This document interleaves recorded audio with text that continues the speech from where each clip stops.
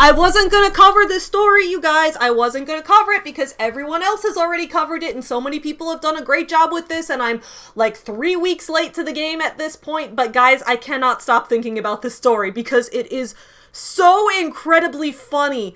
This story is literally the bad art friend of our time. Oh, you talk a big game, hotshot. When I say of our time, Bad Art Friend was like 2 years ago. Every year is a whole new era at this point, okay? You guys remember Bad Art Friend from 2021? I covered that on this channel. It is where we have the quote from Celeste Ng, author of Little Fires Everywhere, in her most memorable quote of all time, which was, of course, "Fuck Dawn and her one kidney." I like to use that quote ironically. I was Team Dawn all along in the Bad Art Friend scenario. Just, if you didn't know that, you can watch all the streams that I did on it back in 2021, okay? But for a while, I'm like, is there ever going to be another piece of literature that reaches the same heights that Bad Art Friend has reached in terms of the way that it makes us talk about writing, the way that it makes us make fun of people on Twitter? Is there ever going to be something that reaches that level again in our lifetime? Well, there is. There was. There has been. It is an article from Wired, which was published just a couple weeks ago, called "Brandon Sanderson is Your God." This article is the worst thing I have ever seen attempt to pass for journalism in my life. I believe that the website Wired, the news source, when they tweeted out that this article was finished, their tweet about it said, "In the time that it took our writer to finish this story, Brandon Sanderson published 2 books," which I don't know if that was an intentional own at their own writer or what, but oh my god, this is the biggest hot mess of journalism, or attempted journalism. That should be a crime. You know how there's like attempted whatever, attempted murder, attempted robbery? We need attempted journalism as a crime next. If you attempt journalism and you fail this badly at it, I don't know what to tell you. That was a joke. I believe in free speech, okay? Anyway, today we are going to break down the Wired article, "Brandon Sanderson is Your God." And we're gonna have fun with this, okay? Let's do it. Get you some nuts. Yeah, you effing. Up yours, woke moralist. We'll see who cancels who. What's up, my fellow small business supporters? I'm Savvy, and welcome back to Savvy Writes Books, the channel where we talk about books and business.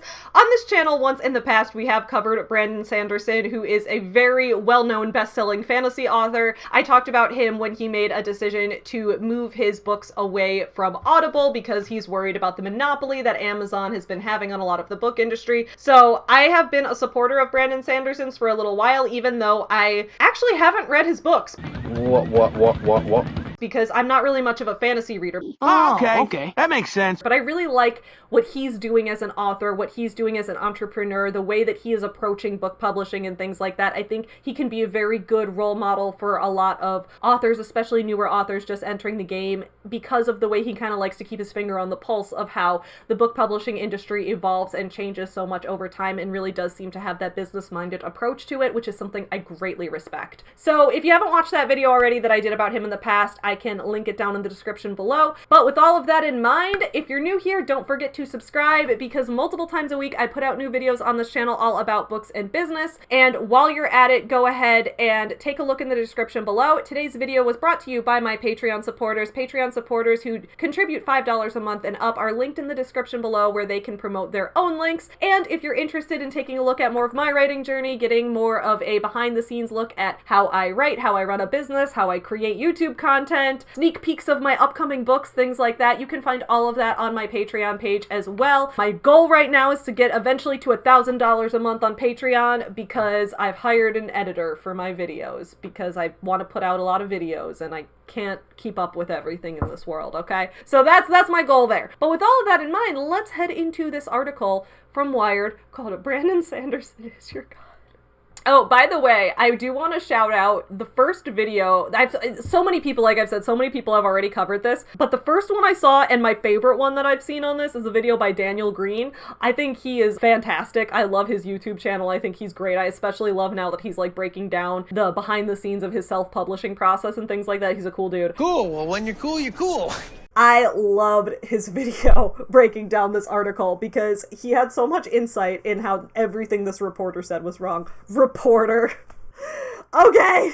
Here it is, y'all. Brandon Sanderson is Your God by Jason Keehee. Not quite sure how to pronounce his name, but it doesn't matter because he's going to be irrelevant in the journalism world pretty soon, if not already. Let's do it. Let's do it! He says here, Brandon Sanderson is your god. He's the biggest fantasy writer in the world. He's also very Mormon. These things are profoundly related.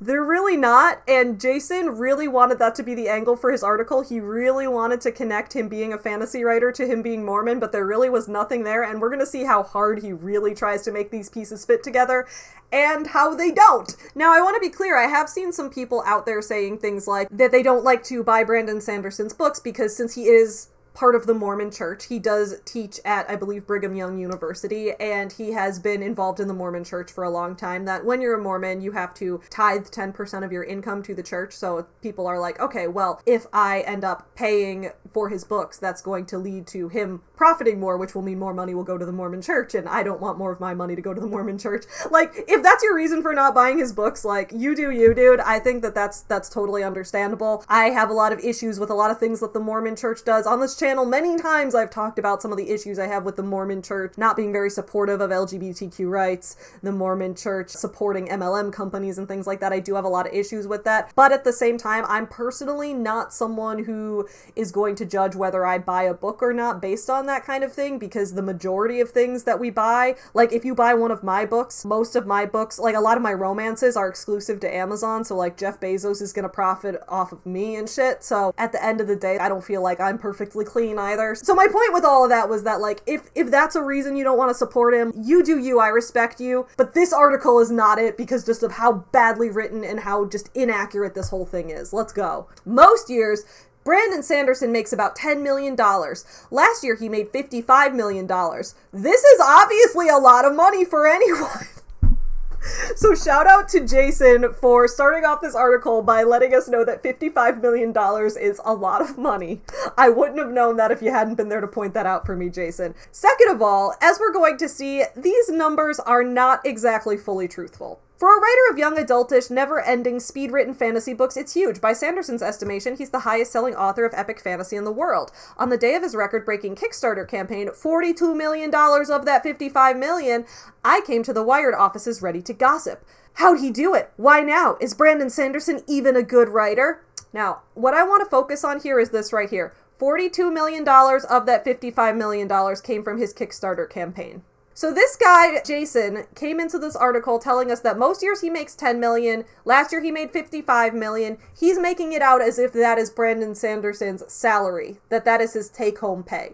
Obviously, that's a lot of money if that's your take-home pay. Yeah, no shit, that's a ton of money. And I'm sure he does make a lot of money. As we'll see later in this article, he's doing very well for himself. He's extremely successful. He makes a ton of book sales. He has a very large house with lots of cool stuff in it. The dude's doing well for himself. There's no lie there. Nothing is fucked, dude. Come on. You're being very undude. What is a little shady is that the way this is presented as if that's the amount of money he's making every year, when down here he says that $42 million of that $55 million came from his Kickstarter campaign. That was the money he raised on Kickstarter. So this is not his salary. This is not his profit. This is not his take-home pay. This is the net generated amount of money, which is completely different. This is like when MLM boss babes are out there saying things like, well, my company, MLMbossbabes.com, where I recruit you into my downline, we made $8 billion last year. Yeah, because you have 10,000 distributors, and that's net sales, and it doesn't count for the money you spent on your inventory. Most of you actually lost money. It's a very manipulative presentation of the numbers, right?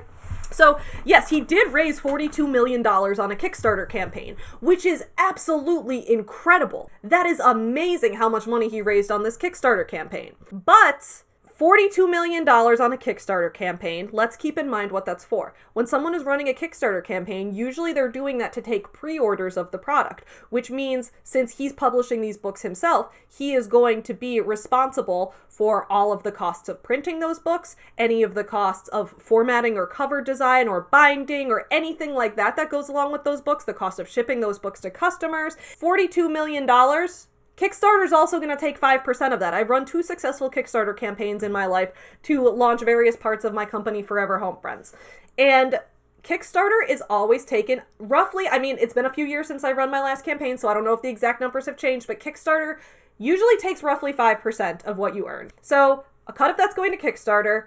On top of that, a cut of that is going to actually producing the products, because this is the money he is bringing in as a business owner. This is not the money he is taking home and pocketing. I still do think he probably makes a lot of money, but to emphasize it in this way without accounting for any of those other factors is just completely disingenuous. So we already know that Jason is not off to an intellectually honest start in this article. Let's continue. So Jason apparently goes into the Wired office and is like, guys, Brandon Sanderson's the best-selling fantasy author. He made a record-breaking Kickstarter campaign. Why is no one talking about him? And everyone in the office is like, who's Brandon Sanderson? So now Jason's whole angle is, why does no one know who he is? The truth is, a lot of people know who he is. Like I've said, I'm really not a fantasy reader, and I know who he is. I know a lot of cool things about him. A lot of people I know are big fans of him. I'm a big fan of him as an entrepreneur and as a writer, but not necessarily of his books, because like I said, fantasy is just not really my jam. But a lot of people know who this dude is.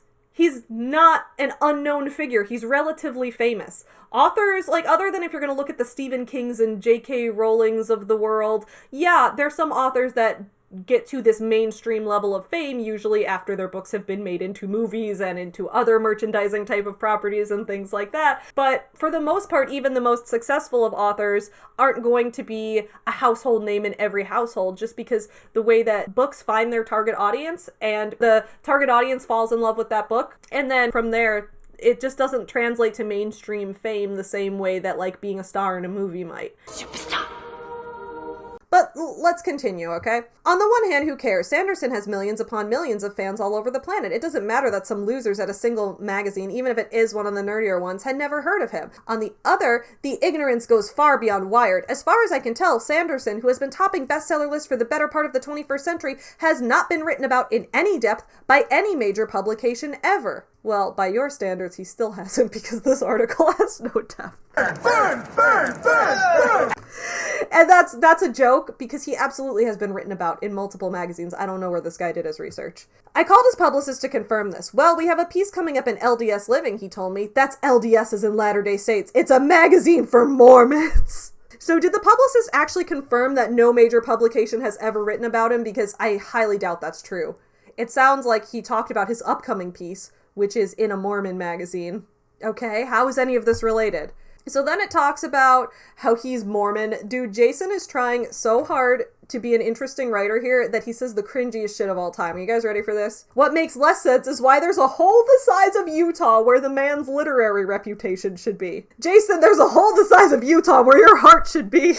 Is it because he mostly writes fantasy, so the snobs sneer sub-literary genre? But then again, so do J.K. Rowling, Margaret Atwood, and George R.R. Martin, and their household names, because their work has been adapted into TV and movie properties. I think George R.R. Martin became more of a household name after Game of Thrones became a TV series. Before that, he wasn't as much of a household name. Same thing with Margaret Atwood. When they made The Handmaid's Tale into a TV series, she became a household name. I think J.K. Rowling, just Harry Potter in general, is kind of an outlier in terms of the massive success that it's gotten. It's very rare that we see a book series have that much notoriety. So I would almost put her in an outlier type of category. But in these cases, a lot of them, when it was just about the books, they weren't. And this is where Jason even he does address it here, where he says, is it because none of Sanderson's work has been adapted for the screen? Well, he wrote 3 of the Wheel of Time books, and an adaptation of that series came out on Amazon Prime in 2021. Yeah, but he wasn't the creator of the Wheel of Time series. So it's a little different when it's your original property being adapted, and then people are looking to you as the sole creator of that type of thing. So once again, why or why not he is or is not a household name? All of this speculation I don't think is even going anywhere, because from here all he's going to say is that his fan base has a cult-like devotion to him because he's Mormon. That's where we're going with this. This article makes no fucking sense, okay? Could it be finally because he's a weirdo Mormon? Okay. But so are Orson Scott Card, Glenn A. Larson, and Stephanie Meyer. Mormon, I mean. Only Orson Scott Card is also a weirdo. Okay, yes, Orson Scott Card is a weirdo, I would agree. but I don't think Brandon Sanderson's a weirdo. He's like, only Orson Scott Card is also a weirdo. I don't know any of these people personally, so I cannot confirm whether or not they are weirdos and by whose standards. I think that Orson Scott Card, since he's been very homophobic in his time, he's been kind of a dick. I don't think Glenn A. Larson is a household name. I mean, Battlestar Galactica is a household name, but I don't think Glenn A. Larson is a household name. In the same way that, like, Star Trek is a household name, but if you're not a Star Trek fan, a lot of people don't think about Gene Roddenberry and things like that. So, again, I think the comparisons he's drawing are extremely forced here, but let's continue. Sanderson, when I eventually meet him in person, makes versions of these excuses, plus others for his writerly obscurity. It's kind of fun to talk about, until it isn't, and that's when I realize, in a panic, that I now have a problem. Sanderson is excited to talk about his reputation. He's excited, really, to talk about anything, but none of his self-analysis is, for my purposes, exciting. Okay, first of all, the ego on this dude. Alright, so for comparison, I have worked in journalism since 2015. I just want to give a disclaimer. I do not consider my YouTube videos to be journalism because when I make YouTube videos, I insert so much of my opinion. I'm extremely casual. I'm extremely biased, and I admit that up front because these videos are from my opinion and my perspective. So when I say that I work in journalism, I don't mean on YouTube. I've worked for a lot of music magazines since 2015. That's been my primary area of journalism. No way. That is so punk rock.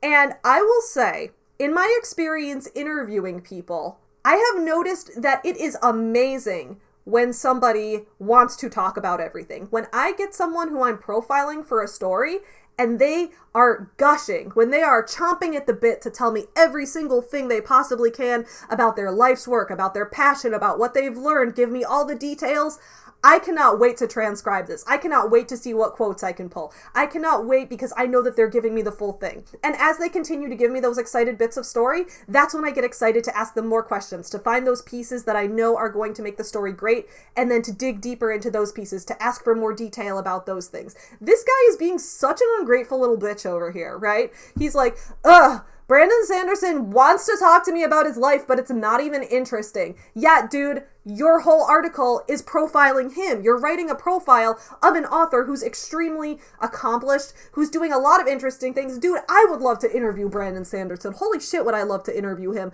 because I have so many questions for this man about his entrepreneurial approach to writing, about his transition from doing solely like traditional publishing and working with agents and publishers to founding his own company, to using Kickstarter and what his decision-making process was behind that, where he sees crowdfunding playing a part in the future of the publishing landscape. Like, I just have so many questions that I could not wait to ask this dude, and knowing that he's excited to talk about all of this, dude, this is like a dream for a journalist, and Jason is just squandering that. He's like, it's not even interesting, dude, this is insulting. This is insulting, Jason. The few we've had, we squandered. We squandered them all.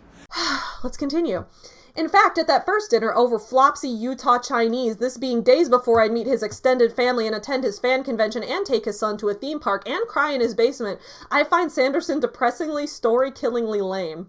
Jason is literally a 1980s bully, okay? He is like, this guy is lame. He's a nerd. I want to stuff him in a locker. I thought he'd be cool like me, but it turns out he's not cool. He lives in Utah, and in Utah, the Chinese food isn't even that good. And he's lame and a big nerd. Jason, this is not journalism. Oh my god. He sits across from me in an empty restaurant, kind of lordly and sure of his insights. What the fuck does that mean? Lordly and sure? He's sitting across from you. I sure hope he's sure of his insights. You're interviewing him for the story. Would you rather interview someone and ask them a question and then be like, I don't know. Yeah, I don't know. I will tell you from my experience interviewing people, I cannot stand when people are unsure of what they're saying. Like, if I'm interviewing someone for a story and it's kind of harder to get them to talk about themselves, or they're too scared to talk themselves up, it makes the story a lot harder. It's difficult. It's a lot easier when someone is excited about their work and wants to share a lot of experience with you. He was sitting on a gold mine of journalism right here, and he blew it. He's sure of his insights.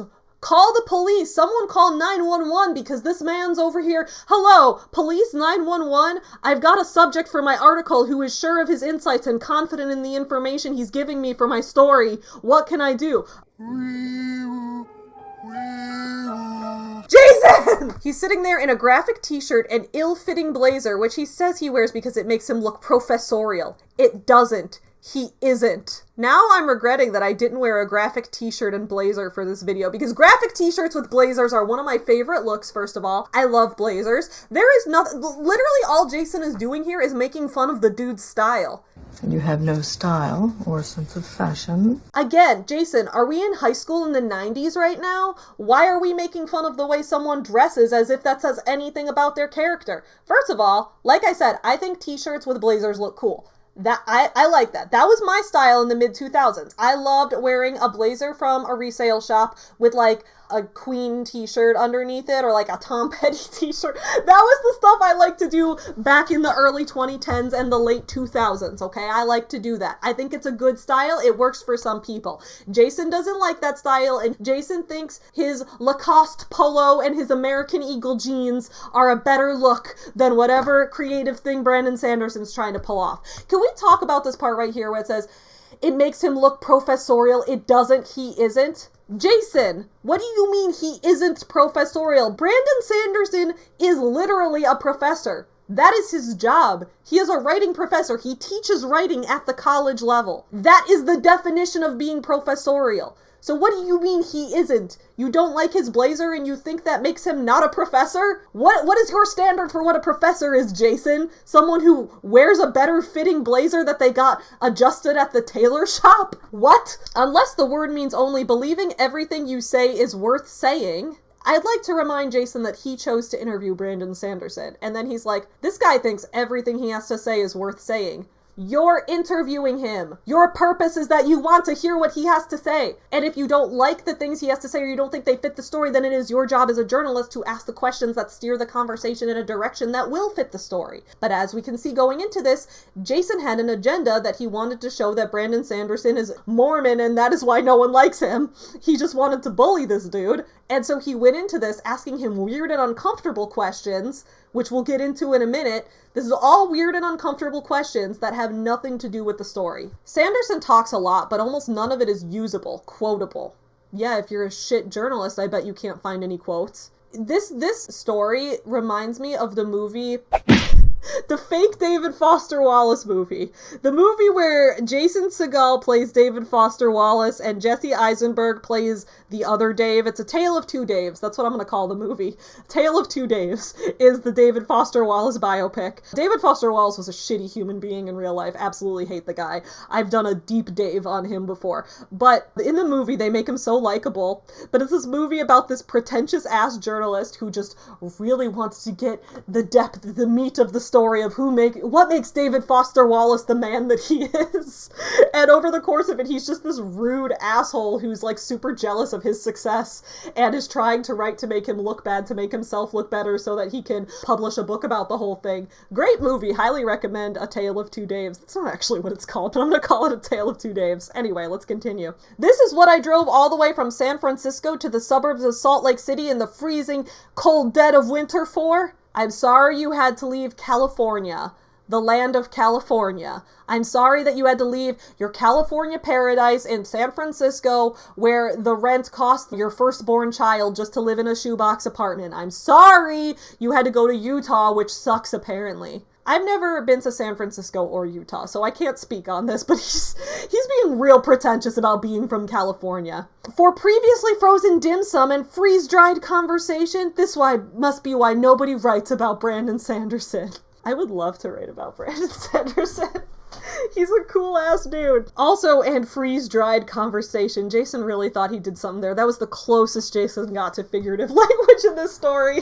He really thought he did something. So recklessly, I say what's on my mind. I have to. His wife is there, his biggest fan, always his first reader, making polite comments. I don't care. Maybe nobody writes about you, I say to Sanderson, because you don't write very well. What in the Regina George type of bullshit is this? He's literally, the first day he meets him, he's interviewing him, thinking everything he says is lame, has a preconceived notion of the dude. His wife is sitting right there, and he's like, have you considered, my good fellow, that you just actually might be a shit writer? And then it says, the world unfreezes, he agrees. So I'm picturing this scene playing out in my head. Jason's over here like, Mr. Sanderson, have you considered that maybe the reason you don't get a lot of people writing about you is that your writing sucks? And then Brandon Sanderson's just like, yeah, maybe. How awkward could that have possibly been? Why did he ask that?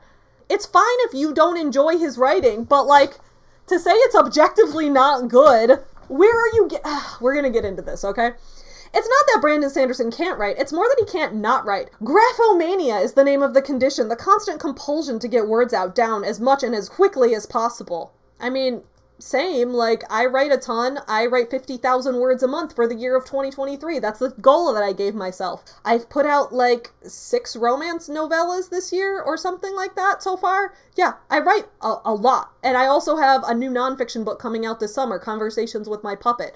And I'm also working on revisions to a novel, Cancel Elise Shiloh, which is the sequel to Cancel Sean Boston. Basically, I have a lot of writing projects that are going on for me. So I also write a lot. I don't think there's anything wrong with writing a lot. If you want to be a good writer, writing a lot is a great way to go about it, but let's continue. The concept of a vacation confuses Sanderson, he once said, because for him the perfect vacation is more time to write. Vocation as vacation. Yeah, he's passionate about what he does. Good for him. His schedule is budgeted down to the minute, months out, to maximize the time he spends, rather counter-ergonomically, on the couch, typing away. Most days, he wakes up at 1 p.m., exercises, and writes for 4 hours. Break for the wife and kids, then he writes for 4 more. After that, he plays video games or whatever until 5 a.m. So you're telling me the dude's living the dream. Dude, this article feels like the equivalent of that Simpsons quote where Homer Simpson's like, I sleep in a bed with my wife. This is what this article feels like. In the 5 months or so it has taken me to sit down and write this magazine story, which is roughly 4,000 words long, Sanderson has published 2 books. Biggest self-own of all time. Not true. Can we get Ben Shapiro in here to bring up the fact that his wife assured him that women getting wet is a sign of a condition that something is gynecologically wrong? Because don't worry, Ben. Most women never get wet. It's not just your wife. I think Ben Shapiro's wet-ass P-word saga has to be the greatest self-own of all time, but this is a close runner-up. What's funny is that the day that this article came out, and I first read it, the day before, I had a journalism assignment to turn in, which was 2,000 words long. It was half the length of this article. So by this guy's math, I should have taken half of 5 months. I should have taken 2.5 months to write it, but I wrote it in 2 days. I mean, I did the interviews before that, just as this guy did, but then he spent 5 months after the interviews writing this? I usually write 4,000 words in like a day, dude. What are you doing? Maybe I have, graphomania. Maybe it's a disorder. Dude, this literally is like the Ben Shapiro thing. Oh, it's not that my wife doesn't get wet because I'm shit at sex. My wife doesn't get wet because only the women who get wet are the women who have a gynecological condition. That's what this guy's saying. It's not that I'm a shitty writer who it takes forever to write 4,000 words. It's that if you can write more than me, it's a condition. It's called graphomania. Okay, my doctor wife told me so. So Sanderson published 2 books at the time it took this guy to write this butt shit article. During the COVID lockdowns, he wrote and or edited 7, 2 for his regular publisher, a graphic novel, and 4 more in secret, telling no one but his wife until he surprised announced a Kickstarter in March 2022 to crowdfund their publication, hence the $42 million raised in a month, by far the most successful Kickstarter ever. Yeah, which is also not the profit he took home. That is the money raised by the Kickstarter, okay? So then he talks about how Brandon Sanderson has a lot of books out, and Jason himself has read 17 of them. I do not believe he's read any of them based on the way he talks about them later, but let's continue. Most will hear this and think, at that rate, none of the words could possibly be any good. I don't know what you mean by most, because when I hear that Brandon Sanderson is writing that much, I think, wow, he's practicing his writing craft a whole lot. He must be getting very good at it. He must be very passionate about what he does. My thought wasn't, wow, if he writes that much, it all must suck. No, I just think he's very dedicated. That's what I got from that. But if you get from that, wow, if you write a lot, you must be a shit writer. I'm a good writer because I don't write very much. It takes me 5 months to write 4,000 words because I'm a good writer. That's Jason over here. At the sentence level, he is no great gift to English prose. The early books especially, my God, here's a sample sentence. It was going to be very bad this time. Alright, just because he does this, Jason likes to pull random sentences. Okay, Brandon Sanderson writes a lot, as we've established. A lot of his books are very long. Some of his books are like 400,000 words long. And Jason is going through and pulling just like a couple boring sentences. Here, I'm gonna pull one of my own books. This is 90s Kids. This is my favorite book I've ever written in my life. It's my only book to be traditionally published. Let me pull to a random page and see if I can find a boring sentence in this book too. So her money was no good here. That's a sentence I just found. That's not very interesting. It was him. That's a sentence. It was him. Without any context around it, do we know if it was him was an interesting reveal or if it was just a boring identification of a person? No, without context, you know nothing. Here's another sentence. It was true. Is that an interesting sentence? No. My point is, not every single sentence in a book is going to be beautiful pieces of prose. You need those functional sentences to break up the pace. You need shorter sentences, functional sentences, sentences that just kind of orient you in time and place. One of my professors in grad school, best piece of writing advice I ever got. I took this class in grad school about setting, right? Because setting has always been one of my weak spots when it comes to writing because I really get invested in the dialogue. I really get invested in the characters and things like that. Sometimes I forget to describe the setting. I also am not that invested in my setting in my real life. Sometimes I walk into walls. Sometimes I run into things. I don't always know where I am. Sometimes I'm too caught up in my own head, right? Same thing in my writing. So I took this class about setting and the professor told us you don't have to be super creative and subtle with your setting descriptions. You can just tell people where we are. And then he gave us all these short stories to read where in the first paragraph, it would say something like, in the spring of 1987, like, boom, there it is. It tells you.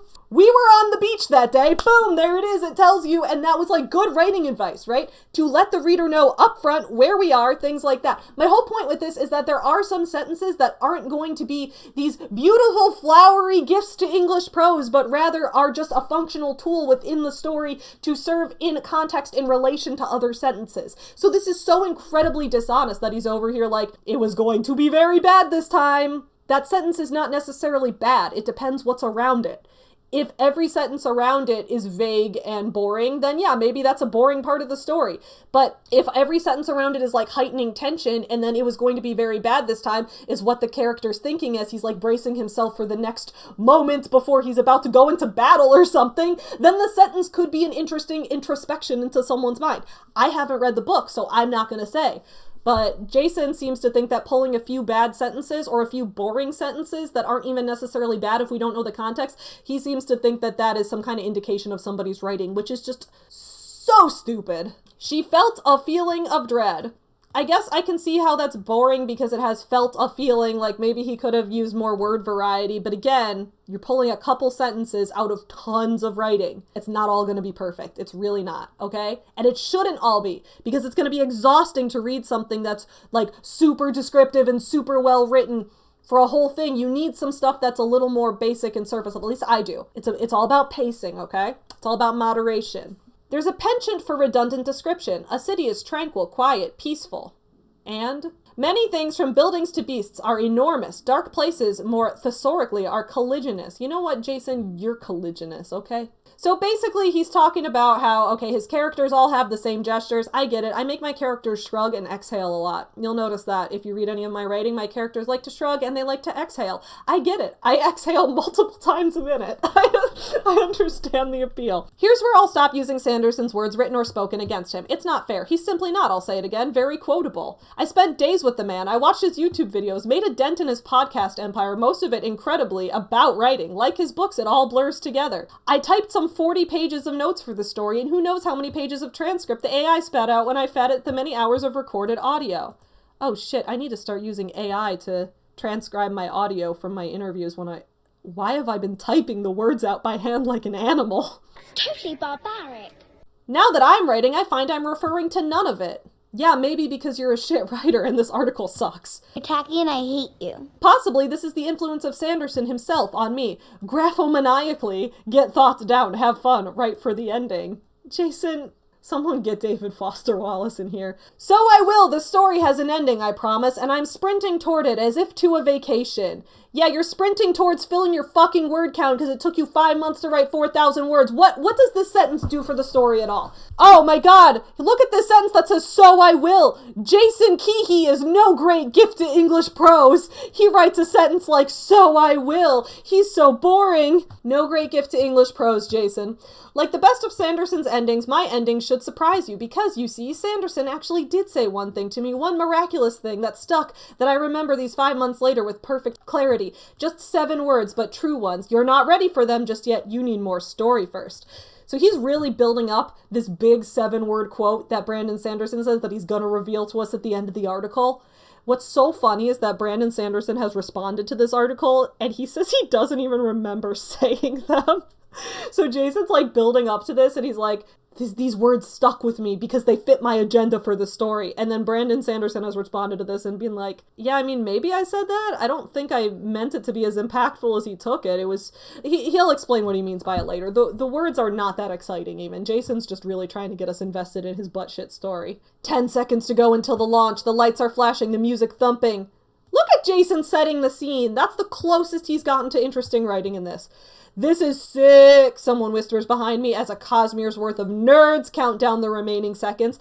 At 0, an enormous applause. Then the VP of Merchandising and Events walks out. This is Dragonsteel 2022, the second annual convention for Sanderson's Worlds and Works. That is cool as fuck, dude. I love that. I love that he has a convention. I'm a nerdy bitch who goes to conventions. I was at C2E2, the Chicago Comic Con, the other week. I had a blast there. Me and my American Girl doll, we were owning that convention floor. People were getting pictures of me and Savvy Doll. It was a fun-ass time. Shout out to nerds at conventions. So here is the caption. A proud nerd, Sanderson has piles of Magic the Gathering cards strewn throughout the house. So he's like showing the Magic the Gathering cards, being like, look at this guy, he's a nerd, he plays card games. Nerd! For now, the fans, even the turned away ones, are in unconquerable spirits. As is typically the case at these things, there's a general air, warmish, body-odored, of unself-consciousness. By my rough count, some 3/4 of the attendees are men boys, blurring together in a mass of pale, fleshy nerdery in Sanderson-appropriate graphic tees. Again, Jason is literally a 1980s movie bully right here. He's literally like, these are nerds, I'm gonna stuff them in a locker, they're just a bunch of weak nerds. I'm Jason, and I'm the coolest guy on campus, and I shove people in lockers. That's what this is right here. The women, fewer in number, tend to be the better cosplayers. Lots of billowing cloaks, sprightly makeups, precious weapons. There's an arena for refereed fights. Dude, this convention sounds cool as hell. I want to go. If you don't come prepared, never fear, because the sprawl of purchasable Sandersonalia is endless. Art, clothes, figurines, games, jewelry, ornaments, special edition books, a letter opener not available yet in the style of a telepathic sword named Nightblood. So the dude's great at world building. Why are you so butthurt about it? I talk to as many of the fans as I can, some in their teens, others in their 60s, from here in Utah and as far away as India, Norway, Australia. They're sweet. Many of them have been reading Sanderson since the beginning. A teenage girl announces, I'm here basically because I'm a huge nerd. See, she means nerd in a positive way when she says that. She means she's a nerd because she's passionate about something.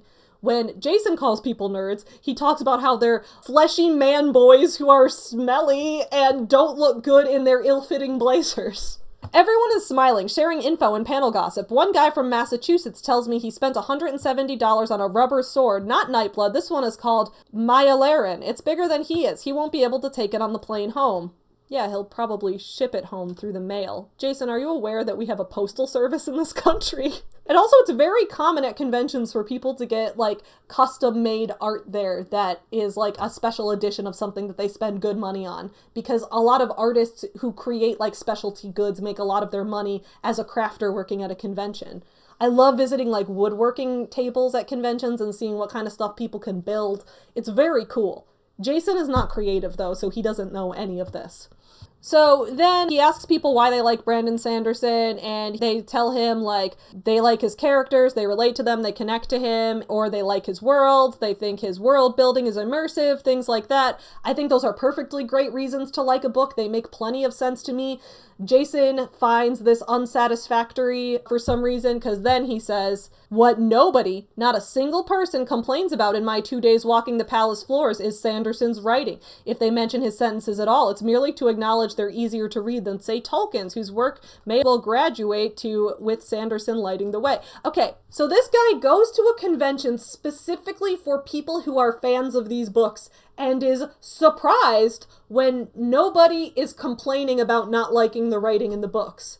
I was going to make a comparison here where I would say that's like me going to a Star Trek convention and being surprised that nobody's complaining about how they don't like Star Trek, but that's actually a bad example because there's a lot of infighting in the Star Trek fandom. I'll be clear, I don't like most Star Trek that was made after the turn of the millennium, except Lower Decks. I love Lower Decks. But other than that, I'm a Next Generation bitch all day, okay? Next Generation, then Voyager, then the original series, then Deep Space Nine. Everything after that is in a messy blob of whatever, other than Lower Decks, that gets put with the other ones. That's my thoughts on Star Trek. If you want more of my Star Trek opinions, just watch Mike Stoklasa on Red Letter Media because he has all the same Star Trek opinions as me, so you can just watch him talk about it. Anyway, my point with this is, it's a little weird that he goes to a convention for fans of this and is shocked that nobody is talking shit about Brandon Sanderson. Yeah, because you went to a convention for his fans, my dude. Still, I can't help but try to trip them up. Surely he's not a great writer, I prod. Look at those leading questions. Who's editorializing over here? Who's a good little journalist? Who's a little edgy journalist, Jason? Polite, embarrassed smiles. They're suspicious of me, I can tell. Yeah, maybe because you're walking up to people at a convention and saying, you know, do you think the guy that we're celebrating at this convention actually sucks? Yeah, no shit, they think you're weird. And then we get a little more of Jason trying to fill his word count. But what am I saying? Gibberish, most likely, and hypocrisy. Sanderson is a bad writer. I've already said it. Yeah, you could just cut all this from the story, but Jason was struggling to hit his 4,000 word count in time for his 5-month deadline. Here at the convention, most of the panelists aren't even writers. People don't care about sentences. They care about Sanderson. It's not that they don't care about sentences, dude. It's that even if a few of his sentences are boring, they're still immersed in his world and like his characters, as they told you. Jason, went into this not wanting to listen. So then they're talking about building a theme park potentially, all of this other stuff that's going on. He leaves the convention, gaining nothing from the experience, and then goes to Sanderson's house, where he gets to hang out with him for a day and interview him and get to know his family and all that kind of stuff. And of course, what does Jason do but be an absolute dick to everyone? 3 days later, I pull up to Sanderson's built world. His home's in a gated community of American Fork, Utah. There are 3 properties. On the left is the newest one, the subterranean man cave, unofficially known as the supervillain lair, officially the Ammonite Club, complete with 28-seat industry caliber movie theater. Dude, this man is so successful. Okay, if Jason wants to do a critique on capitalism and on the gap of wealth among Americans, that would be one thing. But this just comes off as being a hater, okay? The middle structure is the Sanderson family manor, where his 3 boys play. It is his manor where his 3 boys play. His 3 little Victorian children. Why are you talking like this, Jason? The middle structure is his house where his family lives. A lot of people have one of those. A lot of people have a house where their family lives, where his 3 boys play. He makes it sound like we've been transported to 18th century England. His 3 boys play as they try to battle scarlet fever. They try to keep themselves away from the Spanish influenza. I'm mixing a whole bunch of time periods. You guys get what I'm saying. I'm no world builder. I'm not Brandon Sanderson. So basically, it sounds like his house is also where his business headquarters is. I also work from home. I get it. So the dude works from home and has kind of built up a headquarters for a company that he's building on his own property. Nothing wrong with that, okay? Sanderson's assistant is his wife's sister. As I orient myself within the Cosmere house, I keep running into his nearest and dearest, his doppelganger brother, multiple siblings-in-law, neighbors, people's children, friends Sanderson has formed a writers group with almost 30 years ago back in college at Brigham Young University when he was a nobody and worked the graveyard shift at a hotel so he could write the nights away. Dragonsteel is a company, one that's shaking up the book industry. It's also Sanderson's extended family. This is another place where I'm so disappointed that Jason didn't push more. For example, Dragonsteel is a company, one that's shaking up the book industry. If I were interviewing Brandon Sanderson, I would exclusively probably want to delve into Dragonsteel as a company, the ways that it's shaking up the book industry, the ways that the book industry may start to mirror the music industry in terms of how independent creations have gained traction, especially among hipster types and fans who have certain subcultures surrounding certain types of media and things like that. I think there are a lot of really interesting questions from the business angle to ask about that. and he doesn't go into it at all. He just wants to insult the dude. Also, I think it's really fucking cool that he has had a writers group for 30 years and is in touch with all of his college writing friends, and they still work on writing together. That is an amazing community and support group. I think that's also a great place to focus a lot of your questions on how keeping in touch with people that you've been writing with since your days in college, how that has helped you and all of them improve as a writer. You know, I recently just read, for the Your Morning Guru book club, I recently just read Chuck Palahniuk's book, Consider This, Chuck Palahniuk being the author of Fight Club, among many other things. And in that book, he talks a lot about writing groups that he's been a part of over the years, the way he and his friends in those groups have watched each other change, watched their writing change, watched the evolution of that over time. There's so much story in that too, and Jason ignored it. This is breaking my fucking heart. Oh my god. The writers group still meets every Friday, which is what today happens to be. So Jason's over here like, why are there so many people in his house when he happens to stop by on the day that the writers group is meeting? I wonder why, Jason. It's the most PG gathering of writer types I've ever been to. There's chips and sodas. Someone's baked an apple crisp. That's so nice. People are bringing snacks to the writers group. I've been to writing groups where nobody brings any snacks. What do you mean the most PG gathering of writer types? You mean because people aren't actively drinking scotch and snorting coke off the table? What kind of writing meetings do you go to, Jason? Because in the writer meetups I go to, that sounds pretty standard, if not above and beyond, for people bringing things to eat. I don't know about you, dude. And I say this as a fucking stoner who drinks whiskey like it's going out of style. You wanna get high? I don't do it at writing groups because I'm there to focus on my writing. I don't know what Jason's on about. Jason just wants to be the cool kid so bad. Oh, in my writers groups, we have beer because my dad lets me have beer. We're not nerds who eat apple crisp and get stuck in lockers because we like swords and fantasy worlds. Someone transport Jason to the 1980s. I think he'd do very well there, okay? But we don't like his types anymore. So later he talks about how Brandon Sanderson doesn't really feel pain. Like at the dentist, he doesn't get Novocaine, he doesn't get backaches and things like that. He asks his sister about it, who's like, yeah, it's true. And then he asks Sanderson, is it true that you don't feel pain? And it makes him really uncomfortable that he's asking him such a personal question. And it's like, he does, and he asks if I really have to print it. I'm sorry, I say, I really do. No, Jason, you really didn't. None of that is related to the story. You just wanted to feel a sense of power over him, to be like, huh, I know something about your personal life that makes you uncomfortable to talk about. Yeah, I really do have to print it. I'm the big man here. Do you feel like a big man, Jason?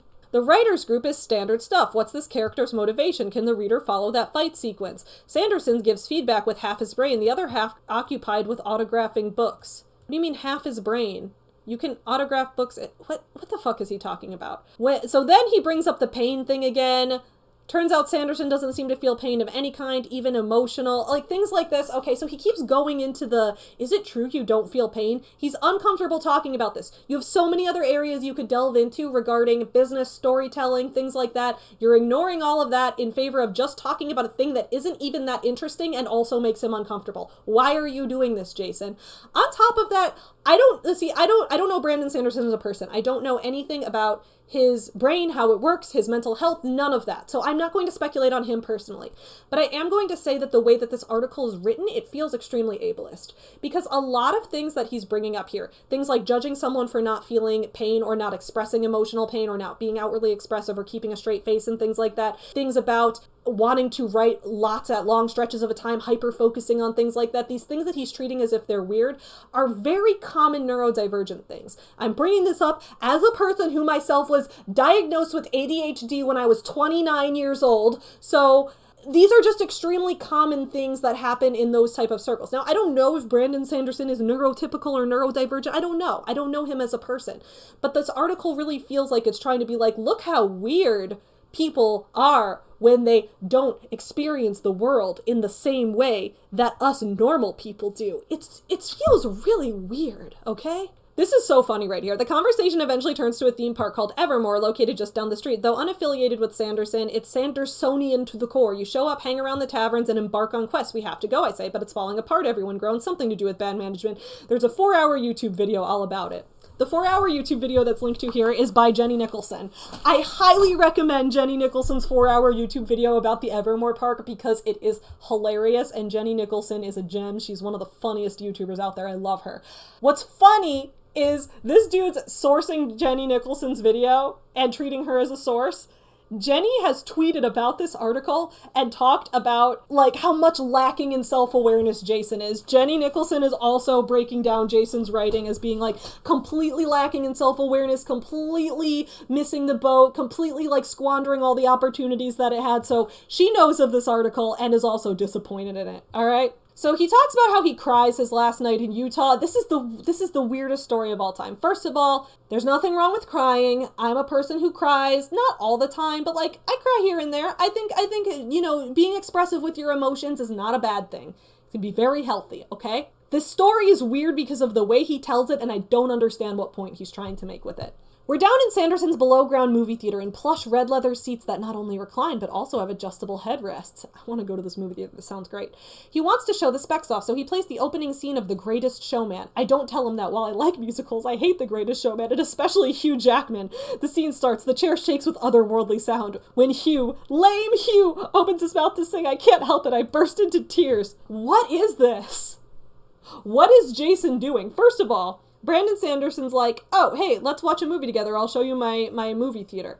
Which, having a home movie theater is a cool thing to do, and it's also not that uncommon. Like, lots of people can buy a projector and make a home movie theater.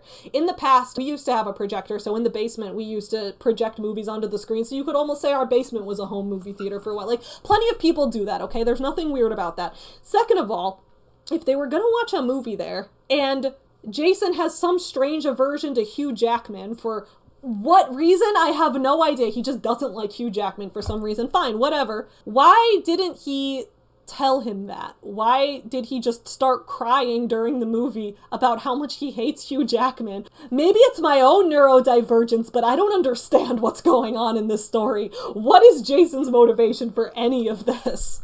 What's happening to me? The story isn't coming together. To my mind, I still haven't gotten anything real from Sanderson, anything true. Yeah, because you just want to cry about Hugh Jackman and grill him and interrogate him about the fact that he doesn't feel pain the way you do, instead of asking him interesting questions about the publishing landscape, the ways that he's trying to shake it up, his approaches to publishing books, his writers groups, his writing advice, the fandom around his book. You have all these opportunities and you've asked nothing about it. This part is weird too, right? So he talks about how he doesn't want to just cover all the stuff that other people have covered in their stories, which is kind of funny, right? He's like, I'm not the first person to hear these stories. These stories are all over the internet, on his website, and many others. Jason, wasn't your whole thesis at the beginning of this that nobody has written about Brandon Sanderson until now, that you are the first one to write about him, and nobody has written about him other than stupid Mormon magazines? No one has written about him but you? Wasn't that the whole point of the story? But now you're saying, I don't want to write about these things about how his career got started or all these things because everybody's written about that already. So which is it? Has everybody written an article about these things? And so you're going to ignore those things because they're already out there? Or are you the first person to break a story about him? Which one? Which one, Jason? Let's continue. One woman I talked to at the con made sure to tell me which of Sanderson's pets was her favorite. It's Jello, the parrot. First of all, Jello's a very cute name for a parrot. Second of all, that's not that weird because I can guarantee that I have people watching this video right now who have never met me personally but are a fan of my dog, Chewy. Liking people's pets is normal. We connect with each other's pets. There's so many people's pets who I've never met, but I've decided I love. My friend Rachel Oates. I started off as a fan of her on YouTube and we became friends over the years. I've been a fan of her dog Kyra for longer than I've known Rachel, okay? So that is an example of you can be a fan of someone's pet without it being anything weird about living your life too openly or anything like that. We just connect with pets. But Jason doesn't know that because he has a hole the size of Utah where his heart should be. As I recover from Hugh in 4D. Dude, this man's Hugh Jackman aversion. I can't. So then they go to dinner. They all order ramen. Sanderson salts his ramen. Then I watch his son salt his yakisoba. I could cry again. Why does salty ramen make you cry, Jason? Why can't people just eat salt in their ramen if they want? I like my food salty too. I like my food salty. I like it spicy. I like to put hot peppers in things. I like to pour hot sauce on everything. I'm one of those people. I like a lot of flavors in it. I like a lot of sensations on the tongue at once. Okay? Why do you want to cry because the ramen is salty? When we streamed about this on Your Morning Guru, my username for it was "The story's all true. I was the salty ramen." It's true, I can verify this. I was the salt that was poured in the ramen. I saw it all happen. So he talks about feeling a burning, like a sign from God, since Sanderson's Mormon. So he's like, when do you feel a sign from God when you're writing? When do you feel the burning? So he's like, that's kind of personal. I don't really want to talk about my spiritual experiences. And Jason's like, cool, then let's keep talking about Mormonism, okay? Here's the thing, if you want to be a hard-hitting journalist, if you want to be someone who's going to ask those invasive questions that make people a little uncomfortable, but you're digging to get the scoop, he could have taken that angle, but he also doesn't follow through on it that way, right? Like, he could have looked at this as being like, oh, hey, because like I said, one of the controversies I've seen about Brandon Sanderson, one of the few critiques I've seen about him on the internet has been people saying, since the Mormon church is anti-LGBTQ and has done some bad things there, but, you know, Brandon Sanderson himself has said he's supportive of LGBTQ people and has included non-straight characters in his books and things like that. A lot of people have said, it seems a little wrong that if I buy his books, I know that I'm contributing to his income, which will go 10% to the Mormon church, which does bad things to the LGBTQ community.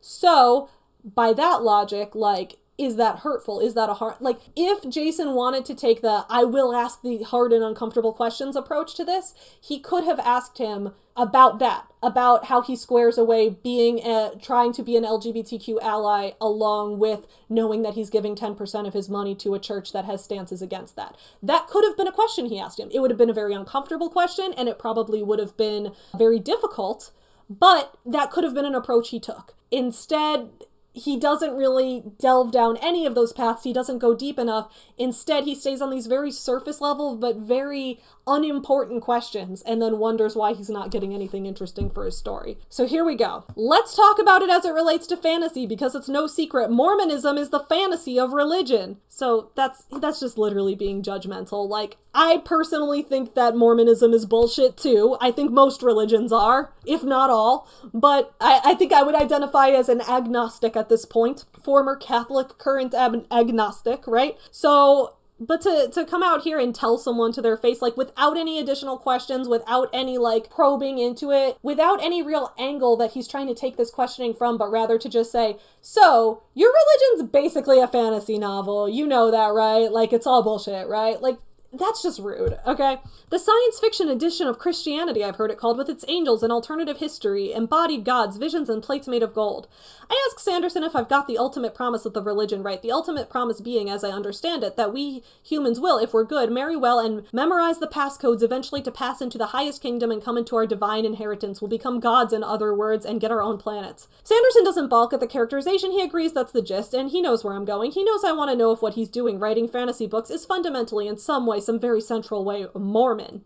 I don't think writing fantasy books is inherently Mormon. No. Of course it is, he says. The world building, the gods incarnate, the systems of magic. So much of Mormonism is about rules. So are his books, where miracles don't happen unless you put in the work. That's when, between mouthfuls of pork cutlet... What? Why? Why that detail?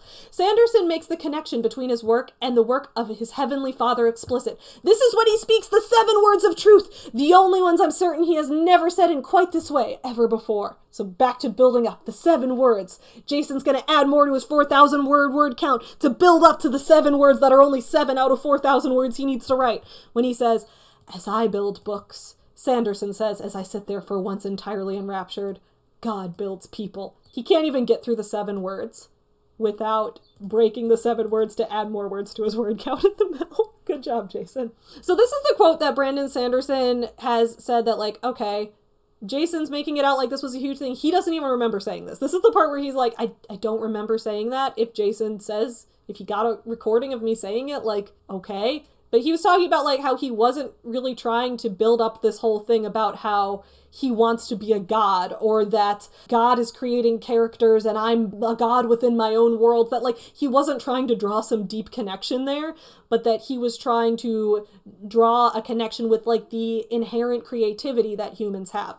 That we as humans have this ability to make up stories. We as people are natural storytellers. We want to create worlds. We want to immerse other people in our stories and things like that. And because of our innate creativity, you can, in a way, compare that to how people view religion as a creation of a world. That's kind of what he was looking at. He wasn't saying that he wanted to be a god.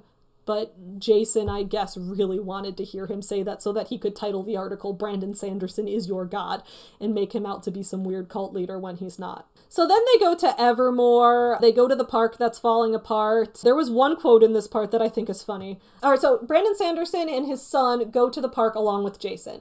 Jason and Sanderson Jr. are hanging out at the park, joking around.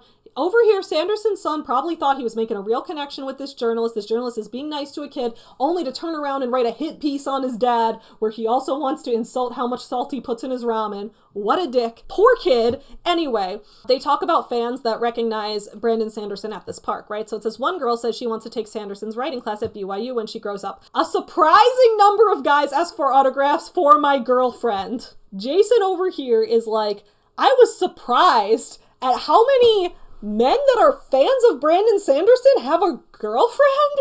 I thought these guys were like these nerds that are never going to get laid until they're dead and are getting stuffed in lockers and are just super gross human beings because they're sweaty and pasty. But some of them have a girlfriend. Yes, Jason, the 80s have been over for a long time, okay? Sanderson shines in these situations. He's your god, but he's your friend too. He's unafraid to drop hints about future projects. Like, okay, he likes to talk to his fans. That's great. So do I. When I say not half, I'm not a 1% even as famous as Brandon Sanderson is or as successful as a writer. But if I have gotten stopped for people who are fans of my YouTube channel or fans of my books and stuff, people have stopped me in public to talk to me about them and I get excited to talk. Some people just really like talking to people about the work that they're passionate about. You got to interview one of those people and you threw it away. Anyway, this article is absolute bullshit. I want to know what you guys thought about this article in the comments below. I think it's absolutely stupid. I think, Brandon Sanderson has responded a couple times on Reddit basically saying, like, don't send Jason any hate. He's just doing his job as a writer. That's what he took away from the experience. I think he's been way too nice to Jason, but then again, that's probably better for his brand to be nice to Jason, whereas, like, I'm a bitch and I'm just over here like, Jason, what the fuck? This is an insult to the art of journalism. Holy shit, there's just so many places that Jason inserted his opinion and didn't dig deeper for the answers and just claims without any proof that Brandon Sanderson just didn't say anything interesting. I really don't believe that. I really don't. I really wish I could interview him myself just so that I could ask the questions that I wish Jason would have asked. It's such a missed opportunity. Brandon Sanderson is not your god, Jason, but I am your mommy, and I am disappointed. Mommy's disappointed in you, Jason. Mommy's not mad, she's disappointed. Let me know your thoughts on all this in the comments below. Remember that today's video was brought to you by my Patreon supporters. Check out the Patreon in the description below if you want more behind-the-scenes writing content. I will see you guys again later this week for more videos. In the meantime, keep on supporting small businesses, support writers who are creating their own publishing houses and trying to shake up and diversify the publishing industry. We love publishing industry and media disruptors. That's something that I've always loved as an entrepreneur. Have a great start to your day. Bye, everyone. Hit you some nuts. Yeah, you effing. Up yours, woke moralist. We'll see who cancels who.